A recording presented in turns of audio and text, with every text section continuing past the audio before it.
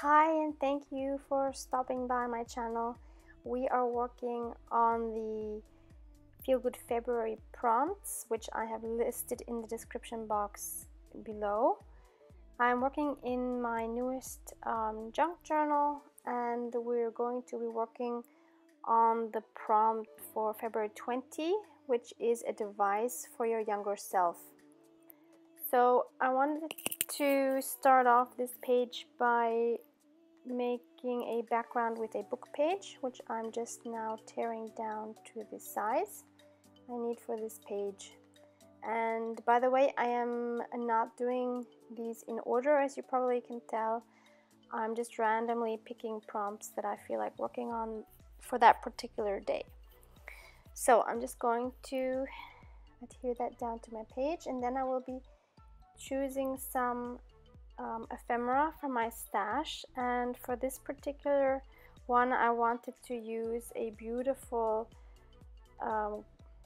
card, a tag, I don't know what you want to call it, from the lovely Marieke from the Netherlands. She sent me such a beautiful happy mail with awesome stuff. So that's it right there. It's so gorgeous. I love this flower design so much. And I'm also going to be using some other little bits from her happy mail, as well as Annette's happy mail. So thank you both again for your lovely pieces. I love using them in my junk journal. So now I'm going to just cut down a coffee stained paper that I'm going to use on the back to actually write what I wanted to advise myself for my younger self. So I'm just cutting the exact same shape, and my idea was to have the top one flip open so that I can read the message on the bottom. So because that top piece already had 2 holes in it, I wanted to do the same with the bottom one, but first I'm just making this crease so that I can easily flip up that top piece.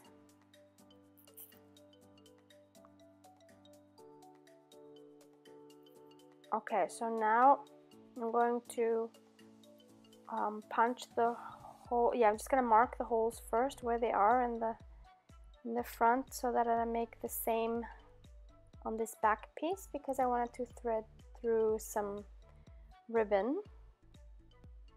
Because what would my junk journal be without bulky ribbons in it, right? So now I'm just, oh yes, of course I have to ink the edges of both pieces.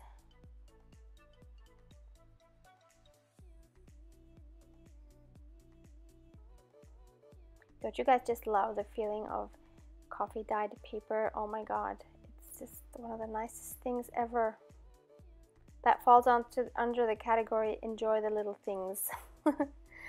So I chose my pink sari silk ribbon that I got from what is the shop called? Good Karma Llama. It's an Etsy shop, but unfortunately they are currently not selling anything because I think it says on their website that they're closed due to some studying or some courses or something. So I'm so sorry that yeah, you can't get any sari silk from them, nor do I have another alternative actually at this point. So you'll have to go with whatever ribbon you have, I'm afraid, or just use some string, or not do it at all. I mean, you can just have it there without a ribbon, right? Definitely makes the journal less bulky. So I'm just tying that off, and then I'm going to be placing that on the top. And then what I usually struggle with most on my pages, as I am also on this one, is so I have one element and I know, like, I have an idea for that at the beginning before I even start. So that's really easy for me to do, but then I always struggle with what do I do with the rest of the page. So obviously it needs some more interest, but at the same time the same time, I don't want it to distract from the main focal point, which in this case is this card. So I don't know if any of you have any other tips or rules kind of like that you can follow. That would be awesome if you could share it in the comments below. So here I was just going through my stash of little pieces of ephemera, and I also wanted to add a little something, a text or something on that card to signify that this is a, you know, some advice for myself. And so I decide to go with another one that I will find here in a moment, which is here, which is "You're the best," because we criticize ourselves so often that I think we need to show ourselves some more love. And so that's why I wanted to add that there, to remind myself that I'm amazing, as we all need to do, because we're all amazing, each in our own way, right? So, and I'm also actually learning this with the app Calm, that I am now doing the 7-day free trial of the like pro version, and I'm loving it so much. I'm doing these like usually like 12-minute meditations, guided meditations with this app in the morning, and it kind of also of course teaches you like self-love and how to be more compassionate towards yourself and giving yourself some slack. So I'm really loving those. I love my time in the morning now when I do these. So I can highly recommend you guys trying out that app. You've probably heard it from other people or seen advertisements, and there is a free version where you can get a few meditations as well, so worth trying. So now I'm just picking some more of that little ephemera that I have, just to see what I could put there, which would add some more interest but not take too much away from the top card.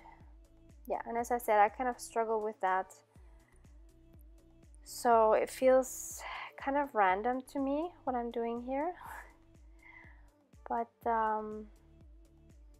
yeah, it's okay. I mean, yeah, I think it turned out all right.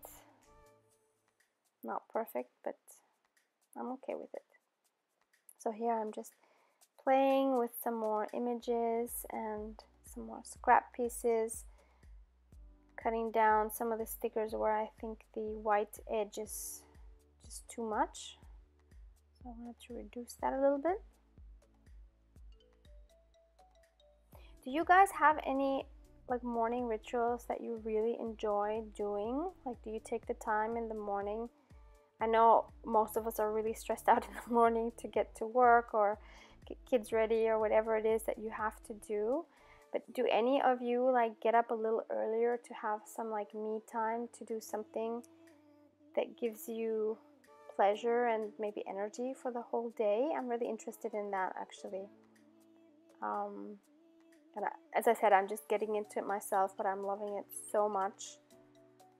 It's like the favorite part of my day. And I also started reading. I mentioned this in another video. I started reading finally again, because I was never able to concentrate long. But if I know I'm only reading like 5 to 10 pages in the morning, I can totally do it. Finally, I can read books again. I have the feeling like I'm moving along, even though it's a slow progress, but it's a progress, rather than having a book sit there staring at you, you feeling kind of guilty. I mean, obviously nobody's gonna force you to read, but I really wanted to read, and I just never felt I could concentrate enough to read. But having this time set, like that I know I'm gonna just spend whatever 10-15 minutes reading without any distractions at home, it just changed everything. It sounds so simple, but it made such a huge change for me. So yeah, let me know if you do anything like that.